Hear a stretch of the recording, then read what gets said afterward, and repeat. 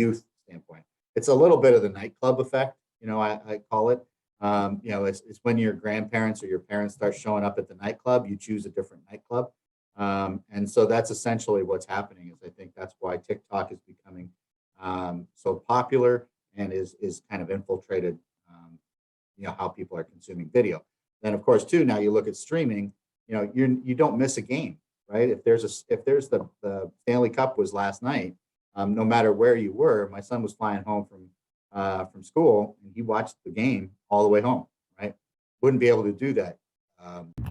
Yo, this is Christian D. Evans with Journey with Christian D. Evans podcast. Guys, thank you so much for tuning in and listening to our amazing podcast. This is where we reveal the top 1% of business concepts and systems and processes to scale 8 and 9-figure businesses. We interview top-level 8 and 9-figure CEOs, business owners, and amazing TEDx speakers like David Meltzer. We got Nick Cavuto, Pascal Bachman, and so many others. And if you feel like this resonates with you, please share this with your friend, your family, and make sure you impact them as well, because we're trying to spread the message on those that do not know how to scale 8, 9-figure businesses and talking higher level business concepts. So guys, remember, enjoy the episode and be uncommon if you can. Cheers.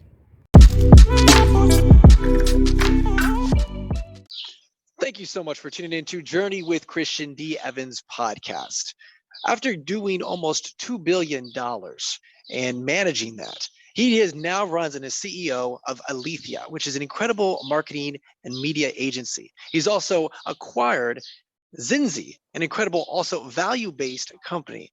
And the reason why I want to have him on is because how he's able to leverage the value and the marketing media and integrate this properly to create an unbelievable system and remarkable approach to the new side of things of marketing. Ladies and gentlemen, please welcome CEO Chris Schembri. How you doing, Chris? I'm good, thanks. How are you? Very good, very good. Well, hey, I'm really excited about diving into this because you have an immense background. You've been in the industry for many, many years, and you work with mid to large size companies and their media. However, though, what I'd like to ask you is, because you just recently acquired Zenzi, first of all, explain that value base, because I thought this was a really cool conversation. I love this approach. But before we dive into the combination and the power behind it, kind of explain what that value-based company approach is, and then as well as kind of what we're going to look at in regards to the combination of both your companies. Yeah, so I think it's important to know that as consumers, everyone has a set of values that they adhere to. And what we do with Zenzi is we've built a database of over 500,000 surveys that help us understand what those values are. We created a value wheel. And this is part of the acquisition and why I wanted to buy this company is they had a lot of data, and they also had some technology that allows us to evaluate where brands' communications are on the value scale.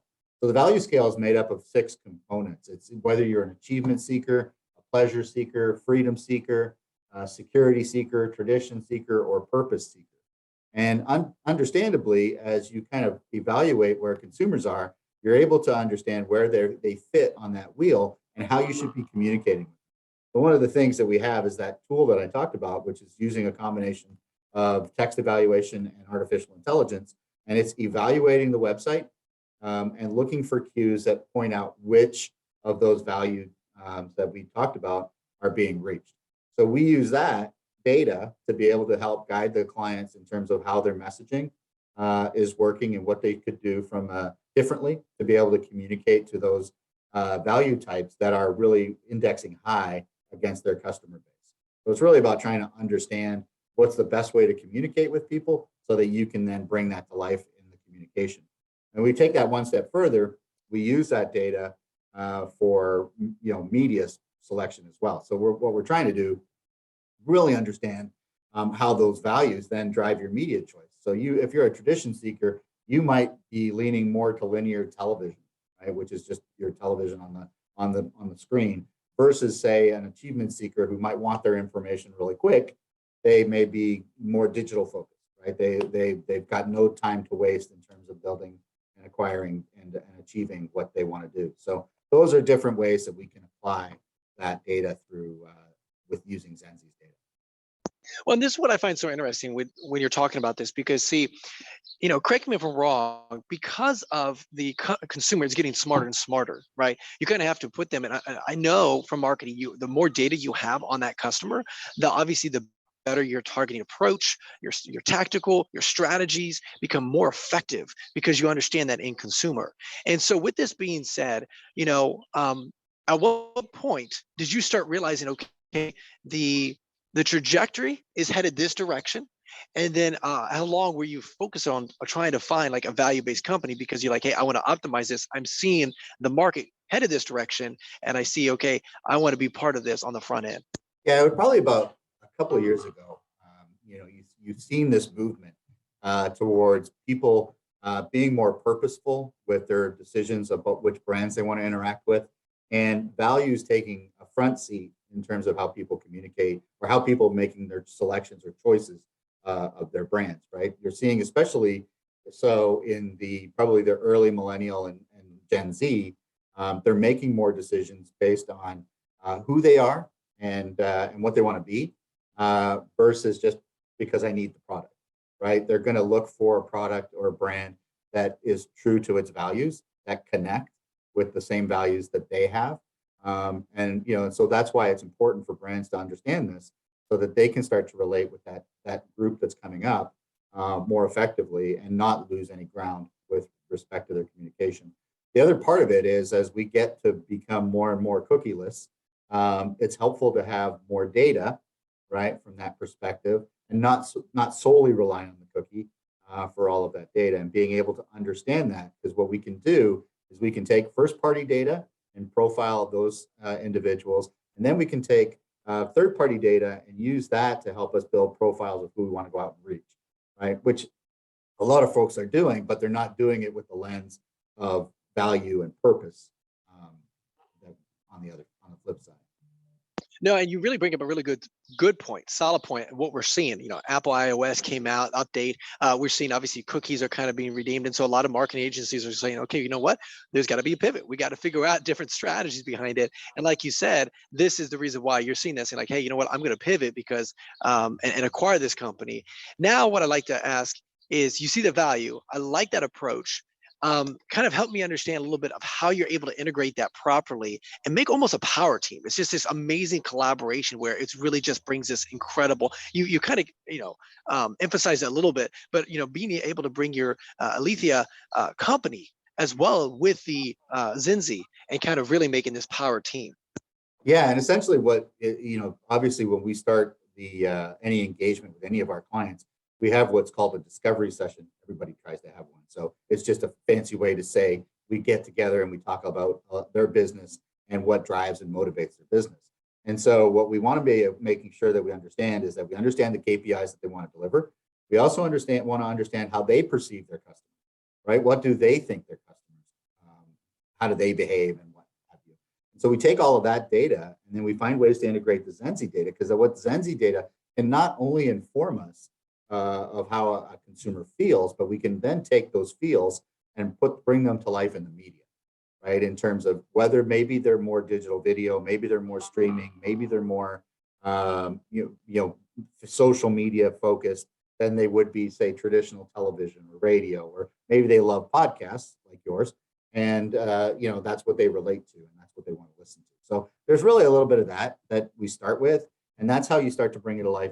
Media, because when you're spending millions of dollars in media, you want to make sure you're hitting the right people and minimizing the waste as much as you can, right? That's ultimately the goal. And now sometimes you can make a case for being broad, right? But then subsequently you're going to want to have some level of targeting to drive your business.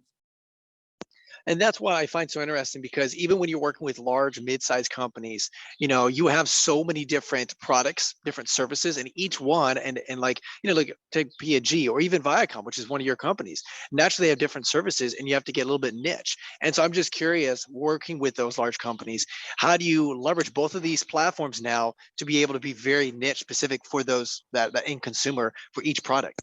Well, the wonderful thing about the research is it's customizable, right? Regardless of the size.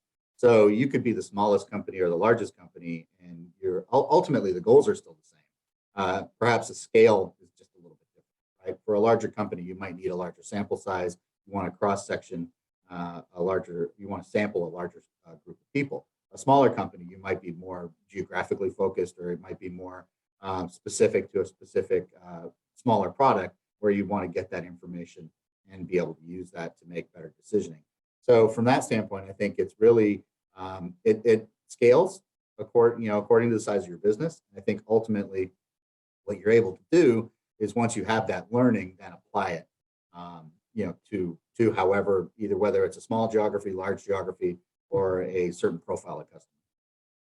Gotcha. That makes perfect sense. Now, with this being said, when you're looking at the tactics that you use maybe 10, 15 years to now the tactics that you have to use now with this data, what are you seeing in the industry? Because just like you said, I want to kind of emphasize, you're bringing down obviously less information you have, and kind of what are different tactics are you going to have to use to make sure that your campaigns are as effective, if not more effective? Yeah, the proliferation of video is probably the biggest thing that we've seen. Used to be everybody wanted to see that big box in their living rooms, and that's where everybody would gather. Now, it's not uncommon to see large gatherings around a small device that fits in your hand, and you're watching the same content. It's just coming through you from a different device. And I think that's the biggest thing, is we're seeing video becoming more prevalent. See TikTok. That's a perfect example of how video has kind of exploded. We had YouTube, obviously the godfather of user-generated video.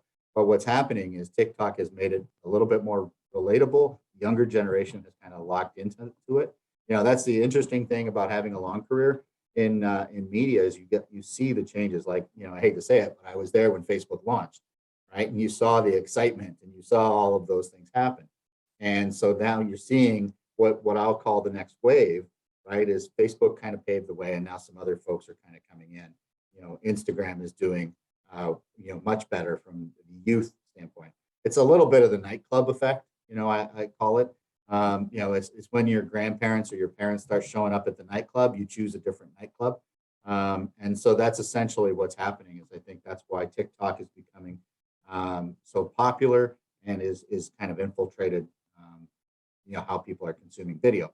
Then of course too, now you look at streaming, you don't miss a game, right? If there's the Stanley Cup was last night, no matter where you were, my son was flying home from school, and he watched the game all the way home, right?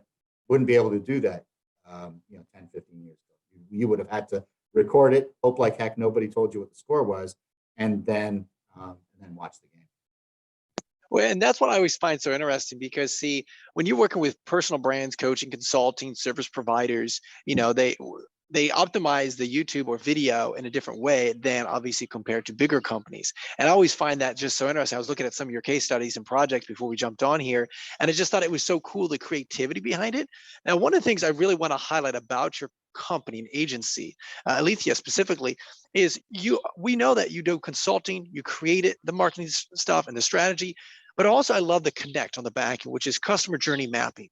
And one of the reasons why I want to kind of emphasize this and how we kind of bring into like Zenzia is because, as you know, on the front end, a lot of marketers always think about top of funnel, but then when they join, and obviously looking at that customer journey later on throughout the fulfillment, that is the key to make sure your lifetime value of that customer is really, really dialed in, and it's that experience that they have.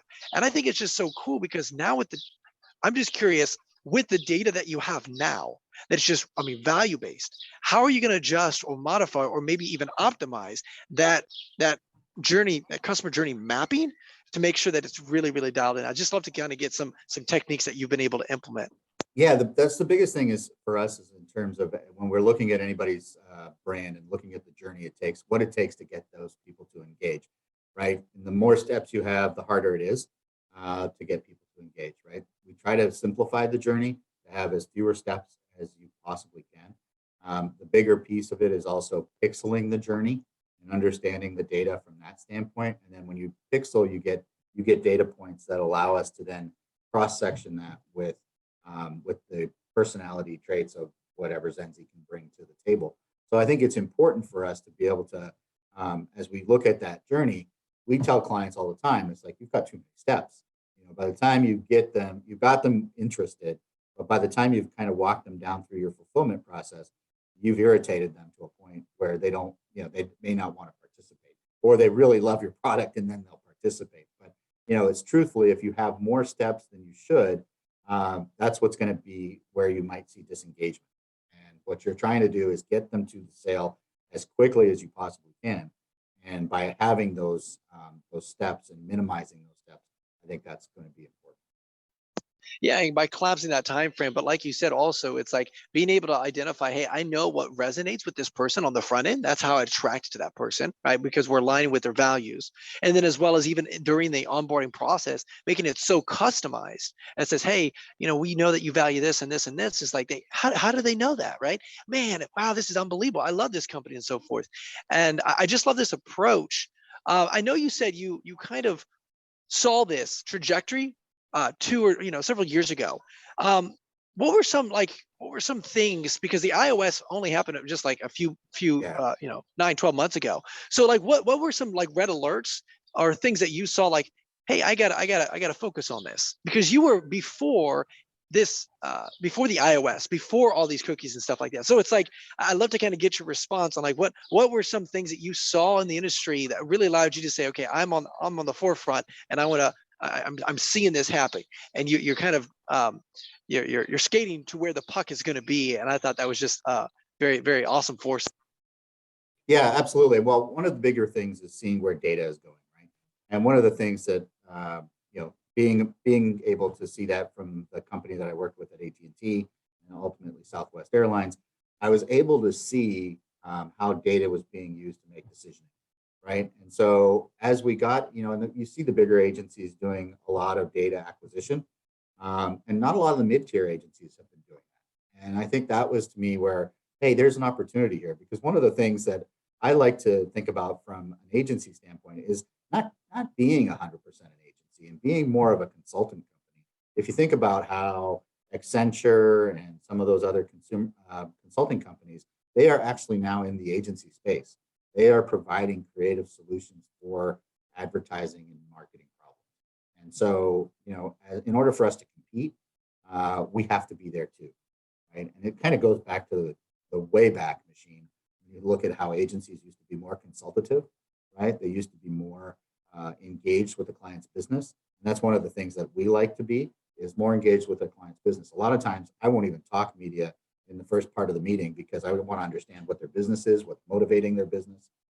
And so I think that's extremely important. And that's how, we saw that shift, and you saw that shift happen with the larger companies as they were using more data, like, Epsilon being acquired by an agency, and just various companies that are being acquired, data companies that are being acquired by agency holding groups, was one signal. So when you're thinking about this a little bit, kind of walk me through that process, because I got a friend of mine that he runs amazing, like mid 8-figure digital marketing agency, and he's looking to acquire more underneath his mother company. Now, the thing is though, is I like your approach. It may not be in the same vertical, but they may have the data that I want for my specific customers, or maybe even my clients' customers.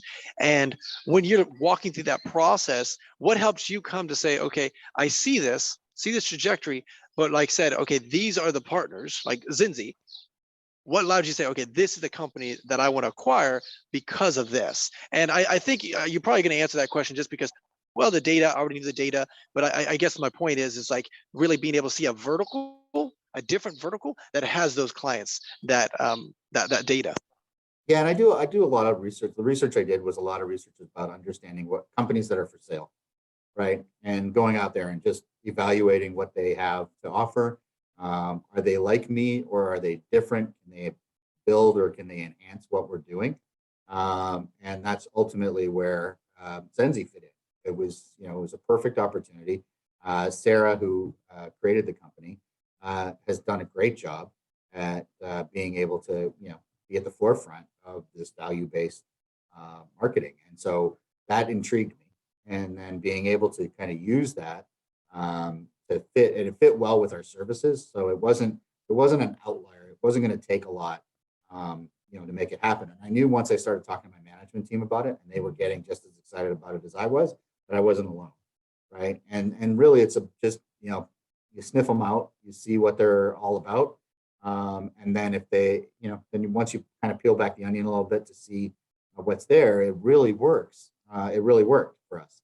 The way that they connected with clients, the way we can use data, matched up to how we would want to use data, and I needed a tool that would set me apart from some of the other agencies at my level, and this was it. Gotcha. Now let's kind of pivot a little bit because in your strategy on Aletheia, you talk a lot about the truth serum, and I love that approach because it's like that is their. It's really just being able to share the truth and being authentic with your company and going directly to those customers, right? And building that beautiful marketing strategy.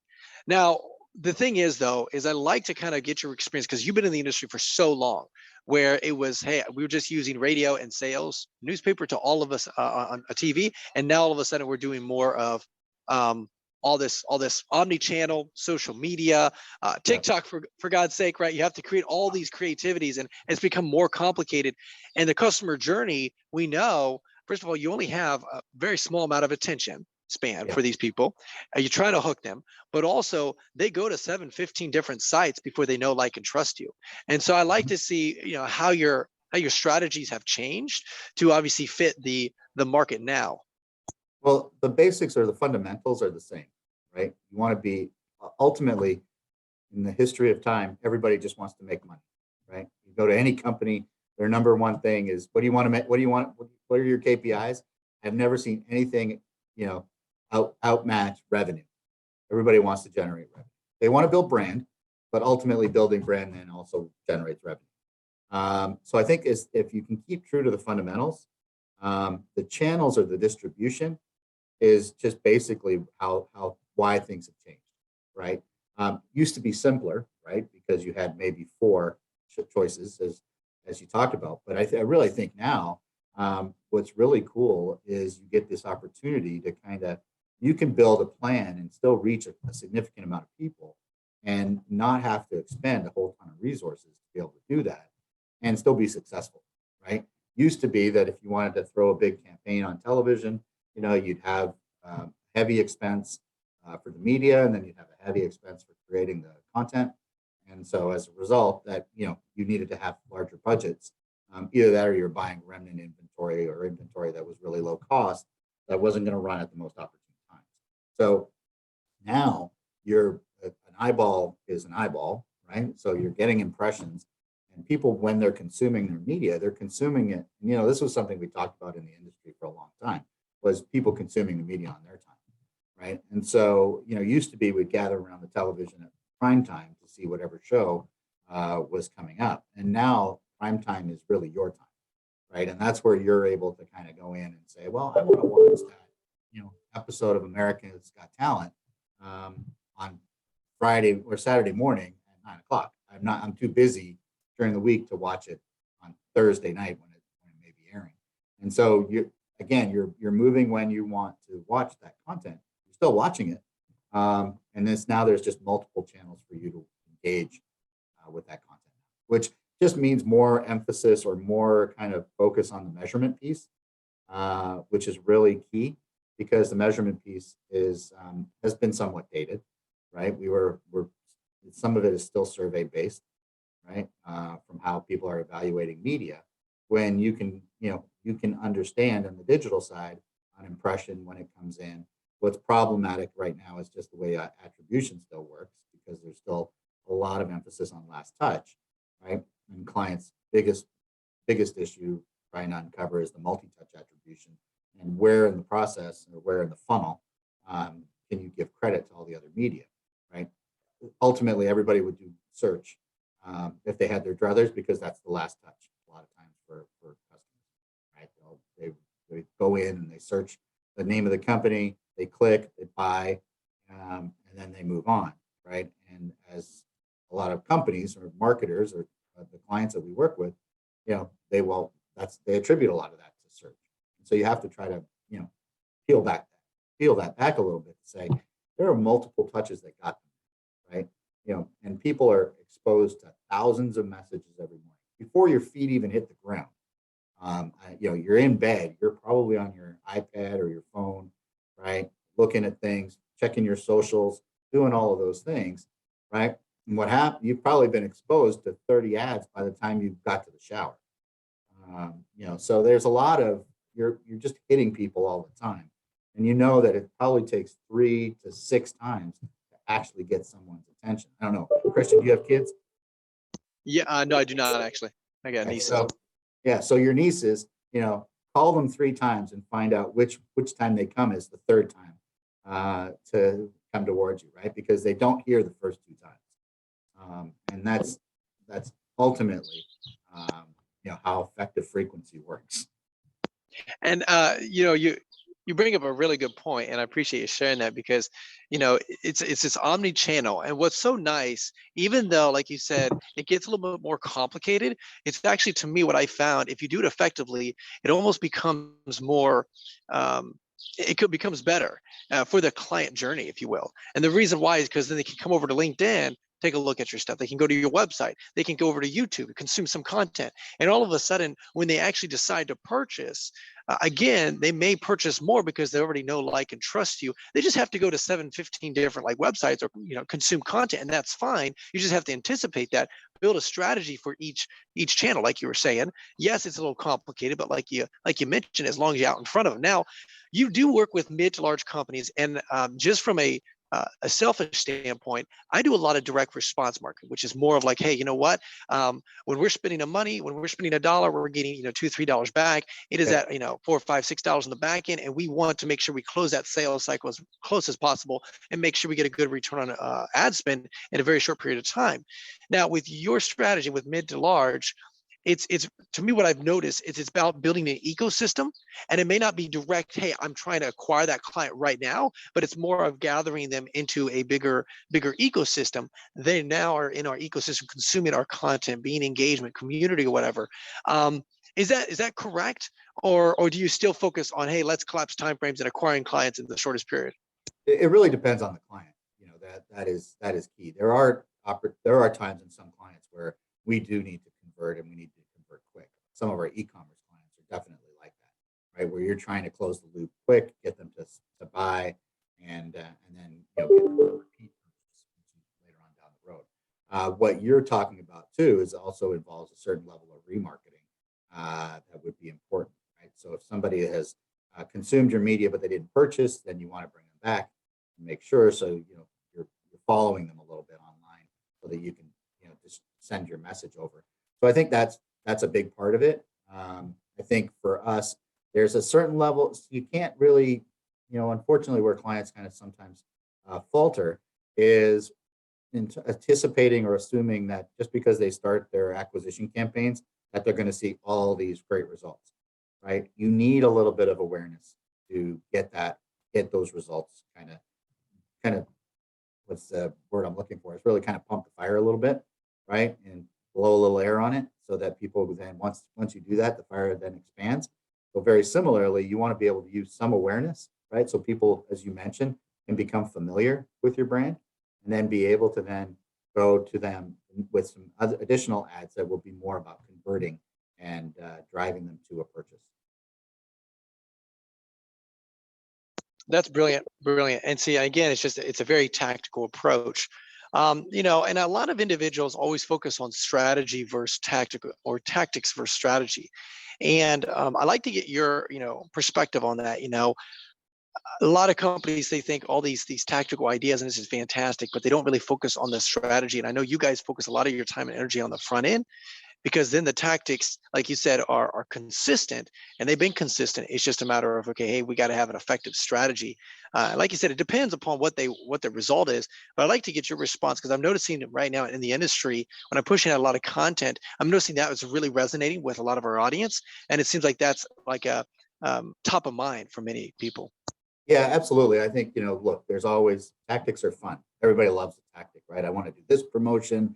I want to do this, and I think I can do that. But you have to stop and ask yourself why, right? How is that going to drive the business? And I think that's why you really need the strategy piece at the very beginning, because if you do that, then your tactics become smarter, right? They work harder for you. You're not misstepping and using a tactic that might not be most effective for you. Now, I am an advocate of testing, right? And pulling off some small budgets for testing to see if a tactic is worthy of continuing as part of the overall campaign. But I think, understanding the customer, understanding the marketplace, understanding where the brand fits in that ecosystem, and then what the goals are for that particular brand, and what are the business KPIs that you're trying to achieve, you really need to understand that up front before you can think about what your tactics are. Everybody gravitates to the tactics because they are fun, but really you need to have that piece in place about understanding the customer, the market, and all of that in order to get the good tactics. Now, I would like to just bring this up because it is top of mind for many business owners in general. And it is about maybe a potential recession that may occur here in the US. And naturally, when people start thinking that way, business owners in particular, they look at ways to decrease expense. And sometimes that may be the marketing budget. However, though, I'm just curious. Now, I know you're not a business strategist, but you're obviously on the front end. You understand the power of marketing, and obviously that generates sales, which generate revenue, and so forth and so on, right? My question is, when you're seeing these companies kind of start kind of slowing down, do you think we should slow down? To me, what I've noticed is because the competition becomes less, that's when players can actually expand and really dominate. I just love to get your perspective on what you're seeing. Yeah, it's rather timely actually, because I have a strategy meeting with my team tomorrow. And the pre-work I sent out was all about recession and how we can recession-proof the agency. And you're going to have ups and downs in revenue, and you're going to have ups and downs throughout the economy. But you want to make sure that you're focused on being able to weather the storm, right? And that's what we tell clients is, you should be spending. Your spending shouldn't decrease. It should stay the same. And the reason why is because, like you mentioned, there will be others who turtle a little bit, right? And you want to be able to kind of come out on top on that. You want to stay top of mind with your customers, especially if you're a brand that can still engage with folks through a recession. If you're a restaurant, and people will still go out to eat because they may be more local, because that's their outlet. To be able to just go and do something that's not at the house. And I think that's where people are, where we need to focus. And I think Warren Buffett does the same thing. He encourages his companies to keep spending because it's an opportunity for you to kind of get that first position, because everybody's going to feel the same impact, right? It's about how you weather the storm. And if you think about it, if you're an athlete training, whether, your conditions that you are going through, the tougher the conditions, the more you persevere through that. So if you want to be an elite business, or if you want to be a strong business, focus on managing yourself through the recession. The only way to do that is prepare, right? There's still obviously ways for you that get negatively impacted. It's not, there's no foolproof solution, but it's really important for you to at least have a plan and prep. I always suggest spend. Don't reduce your spend. And that's, primarily because you will be able, media will be cheaper, right? So you'll be able to take advantage of that. You'll have a greater presence, right?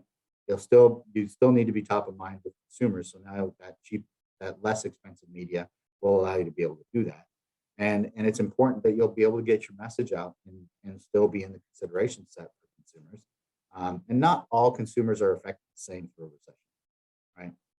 And especially depending upon the category of business you're in, how that might play out is going to be different. That's awesome, and I appreciate you sharing that, because again, I think a lot of people may have that misconception. Oh, well, we spend 20-30% of our budget toward marketing, and maybe we need to slow that down. And the reality is that's when you really just put fuel on the fire and just dominate.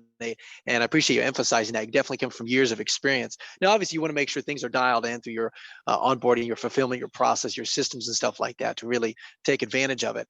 Now, I do want to just ask you, so because you've worked with some really, really amazing companies, and I love to just kind of get maybe one or two companies that you like to highlight, or maybe you don't even have to share their name, but just some of your case studies that you work with, and share with our audience, like, hey, this is what they were at before us. We were able to implement, our strategies, our implementations, our, back-end mapping and so forth.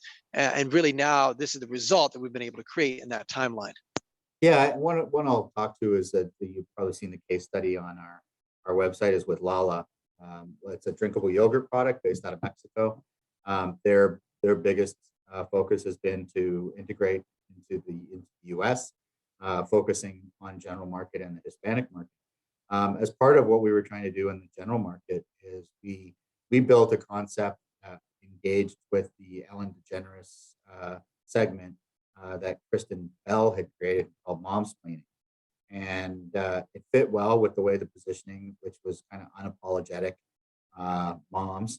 And what we were able to do was integrate the product there and build something that they would be able to integrate taste, and then also talk about the attributes, which were probiotics, etc. And it worked out fantastic. We had issues in production. However, if we didn't have the work that we did, we might have lost greater ground, but we managed to maintain the level of share based on that campaign and how it was able to keep people interested in the brand. And so, from that standpoint, it worked out effectively. And who doesn't love Kristen Bell? And then also having her drink your product in one of the segments was fantastic. I love it. I love it. And with that being said, then, what are certain things, definitely for being years in experience in this, that you start realizing, okay, this strategy, maybe this technique or this tactic isn't effective? What are certain red flags that you're able to identify from years experience that you're like, okay, boom, we can pivot very quickly without spending too much time, energy, and resources toward that? Yeah, usually you can tell in the first week or two if you're going to if you start getting the impressions, or if there's starting to be some momentum in the communication. Now you have some social media channels and some social media listening tools that will give you the opportunity to kind of see how it's resonating or how people are engaging. The key thing I think that has helped us is making sure you have some level of authenticity, right? And people have a high BS meter. They can tell when they're being marketed to, and they can tell they can engage even though they know they're being marketed to. It's a really cool proposition, right? I think that's got to be the way that you see the success. We did when I was at Discovery, I worked on Planet Earth. We led the media strategy for Planet Earth, and we had built a plan, right? But we built a plan knowing that we were going to have Oprah announce that she was, announce the program on her show. So what we did was we pulled back. We had the plan prepped. As soon as we saw the Oprah effect, if you will, come into play, we saw our impressions rise, awareness rise. So we started to dial back on some of the paid media, right? Because we didn't need to spend that. And that's really an important piece, because I tell a lot of clients, like, if I don't have to spend your money, fantastic, right? We'll figure out you're going to have a smart strategy that might save you money. Now, but on the flip side of that is that if the messaging and everything else needs a little bit of work, then we might need to spend a little bit more money to get that through. And ultimately, that's the ways that you're able to tell, and you can get a good feeling after doing this for long enough. Well, what I like about what you're saying there is you do a lot of pre-work before you just push out a tactic, right? And it's like I that's what's so interesting about what you do, is because a lot of individuals, what I've noticed is when they acquire a client, because I consult for a lot of these people that are like $1 million, $2 million agencies, and what I've noticed is a lot of them, they just kind of, oh, this worked with this client, let's just try this. And the thing is sure, that might have worked for that because that was industry specific, whatever it was, that may not be the most effective tactic for this person. And what you guys do a lot is you do a lot of pre-work, a lot of analysis, a lot of data. And then it says, okay, you know what? Like a 60, 80, 90% chance that this is more effective. And then, like you said, then you pivot according to what the data is very quickly. And it doesn't take you 2 months to be able to figure that data out. You're like, okay, you know what? We can pivot very quickly. And I just think that's a cool approach, because you take so much data, and that's why it's so important what you're doing. Now, Chris, I just appreciate the immense value that you brought today. Just talking about, all the structure, where it's going, what's happening in the industry, and being able to make those acquisitions and really that powerhouse team for your clients. Now, Chris, before we let you go, how can our audience reach out to you if they have any questions, be around your ecosystem and be around your community, man? Yeah, feel free to send out an email to me at Schembri, Schembri at aletheia-na.com. And I'm happy to answer any questions, or if they want to engage with our agencies, that would be fantastic. But yeah, and then we're on LinkedIn. I've got profiles there as well for Aletheia and myself personally. So feel free. Awesome, guys. And those links and that email will be in the description below. So make sure you just reach out to him. He's reaching out and saying, hey, you know what, you can reach out to him, which is really awesome. And giving us his personal email, which is really cool. Now, also, Chris, before we let you go fully, is there any last words of wisdom that you'd like to share with our audience? I just, in terms of using data, be prepared, be authentic. Don't try to overmarket. Consumers will come to you if you've got a good product, and just be able to understand that and understand the data that's motivating. And that is my friend, Chris. Guys, that is Journey with Christian D. Evans podcast. Until next time, remember, be uncommon if you can. Yo, this is Christian D. Evans, Journey with Christian D. Evans podcast. We thank you so much for listening to this amazing episode. If you feel and you know that this was valuable to you, please show some love to our amazing guest by liking this, by commenting on this, by making sure that you do a nice 5-star review, and just show some love to our guest. That'd be really awesome. Also, make sure you share this with a friend, a family, a colleague, someone that you believe would bring value to their life right now. And guys, we just want to say thank you again for just being part of our community. If you want to have more resources, don't be afraid. Go to christiandevans.com. You can actually schedule a phone call with me, or you can send me an email at christian.evans@beUncommonIfYouCan.com. That's christian.evans@beUncommonIfYouCan.com. Always love to hear some feedback, and let me know what is the number 1 or 2 things that you are struggling in your business and your life, and we'll make sure we have those conversations. Guys, that is Journey with Christian D. Evans podcast, and until next time, remember, be uncommon if you can. Cheers.